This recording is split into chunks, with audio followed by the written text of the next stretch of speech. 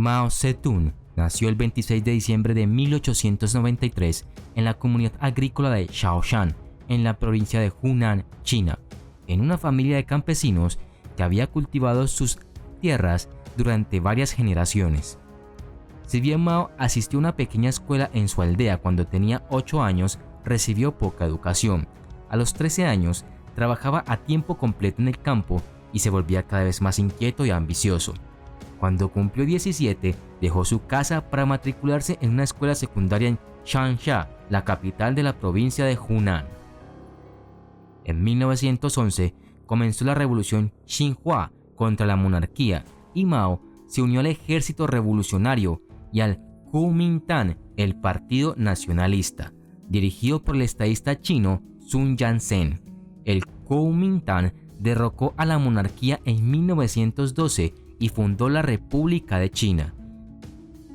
En 1918, Mao se graduó de la primera escuela normal de Hunan y se convirtió en maestro certificado.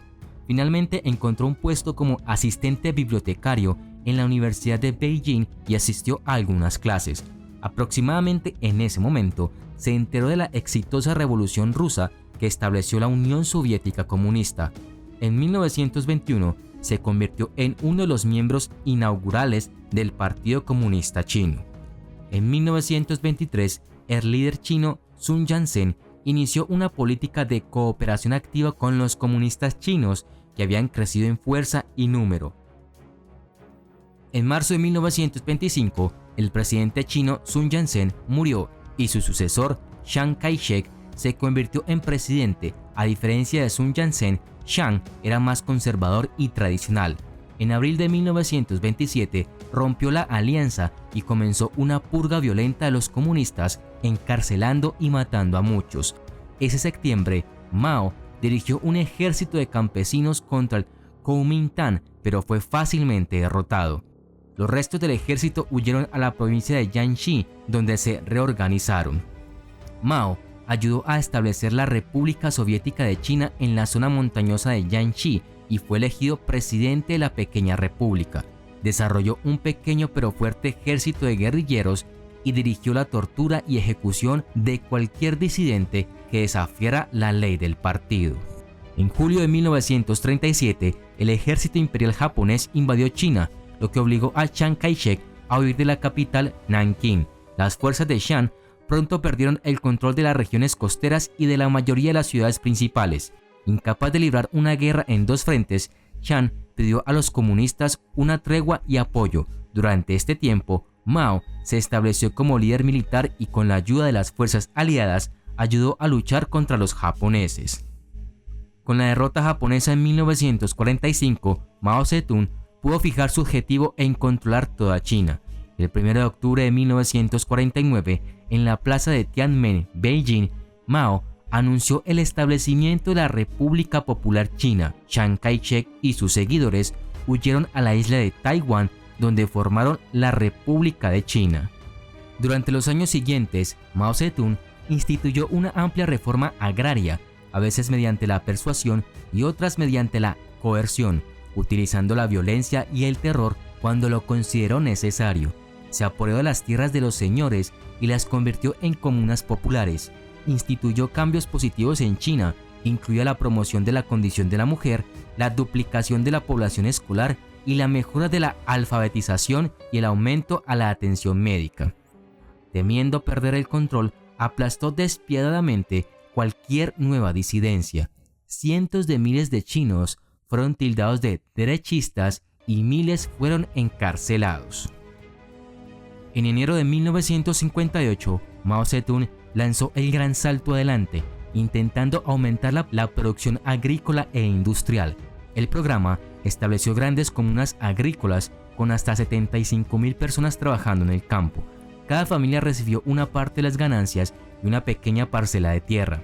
Mao había establecido expectativas idealistas, algunos dirían improbables, tanto para la agricultura como para la producción industrial, creyendo que el país podría lograr un siglo de avance en unas pocas décadas. Al principio, los informes eran prometedores. Sin embargo, 3 años de inundaciones y malas cosechas contaron una historia diferente. la producción agrícola no se había acercado a las expectativas. Como el Estado controlaba los niveles de cereales, las comunas se quedaron sin suficientes cereales alimentarios propios. Algunas comunas ignoraron el problema y mantuvieron raciones completas, creyendo que las cosas mejorarían o que el gobierno enviaría ayuda alimentaria. Sin embargo, en el verano de 1959, la escasez de alimento había alcanzado un punto crítico. Mientras tanto, en el campo, los campesinos empezaban a morir de hambre. Muchos buscaron fuentes alternativas de alimento, como pasto, acerrín, cuero e incluso semillas extraídas del estiércol animal. En Sichuan, miles de campesinos se vieron obligados a comer tierra. Se comieron perros, gatos, ratas, ratones e insectos, hasta que no quedaron más. Se hicieron evidentes la desnutrición, el edema por hambruna y los efectos de la deficiencia de vitaminas.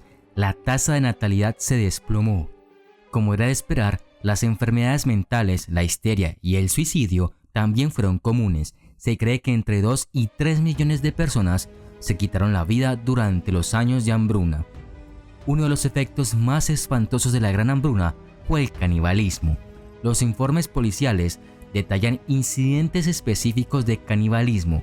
En Ningxia, provincia de Guangzhou, decenas de campesinos fueron arrestados en 1960, la mayoría por exhumar los cadáveres de sus vecinos y comérselos para sobrevivir. Algunos campesinos hambrientos ejecutaron a sus hijos, parientes ancianos o cónyuges como un acto de bondad para poner fin a su miseria hambrienta. En la peor hambruna provocada por el hombre en la historia de la humanidad, se estima que 40 millones de personas murieron de hambre entre 1959 y 1961.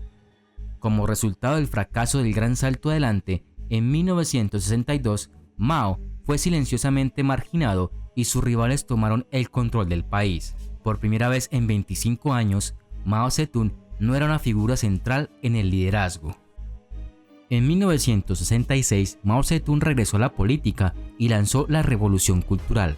En un método autocrático clásico para hacerse con el control, Mao Zedong fabricó una crisis que solo él podía resolver. Mao dijo a sus seguidores que los elementos burgueses en China buscaban restaurar el capitalismo y declaró que esos elementos debían ser eliminados de la sociedad. Sus jóvenes seguidores formaron los Guardias Rojos y encabezaron una purga masiva de indeseables. Los estudiantes chinos entraron en acción y establecieron divisiones de la Guardia Roja en aulas y campus de todo el país. En agosto de 1966, el llamado Agosto Rojo, el caos estaba en pleno apogeo cuando los aliados de Mao instaron a los Guardias Rojos a destruir los 4 viejos, viejas ideas, viejas costumbres, viejos hábitos y vieja cultura.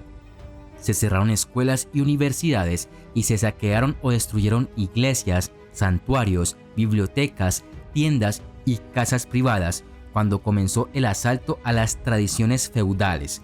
Pandillas de adolescentes con brazaletes rojos y uniformes militares deambulaban por las calles de ciudades como Beijing y Shanghái, atacando a quienes vestían ropas burguesas o cortes de pelo. Los funcionarios del partido, profesores e intelectuales también se encontraron en el punto de mira, fueron humillados públicamente, golpeados y en algunos casos asesinados o llevados al suicidio después de crueles sesiones de lucha. La sangre fluyó cuando Mao ordenó a las fuerzas de seguridad que no interfirieran en el trabajo de los Guardias Rojos. Casi 1.800 personas perdieron la vida en Beijing solo en agosto y septiembre de 1966. Después de la explosión inicial del terror rojo, liderado por los estudiantes, el caos se extendió rápidamente. Los trabajadores se unieron a la refriega y China se vio sumida en lo que los historiadores describen como un estado de virtual guerra civil, con facciones rivales luchando en ciudades de todo el país. A finales de 1968, Mao se dio cuenta de que su revolución se había salido de control.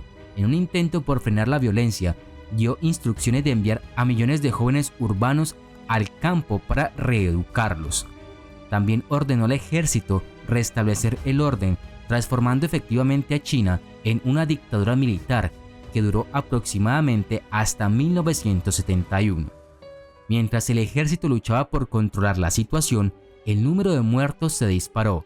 Entre 1971 y el fin oficial de la Revolución Cultural en 1976, una apariencia de normalidad regresó a China.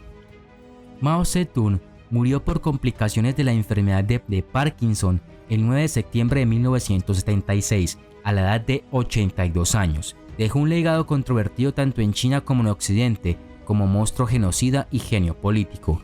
Oficialmente en China se le tiene en alta estima como un gran estratega político y cerebro militar, el salvador de la nación. Sin embargo, los esfuerzos de Mao por cerrar China al comercio y erradicar la cultura tradicional china han sido rechazados en gran medida por sus sucesores.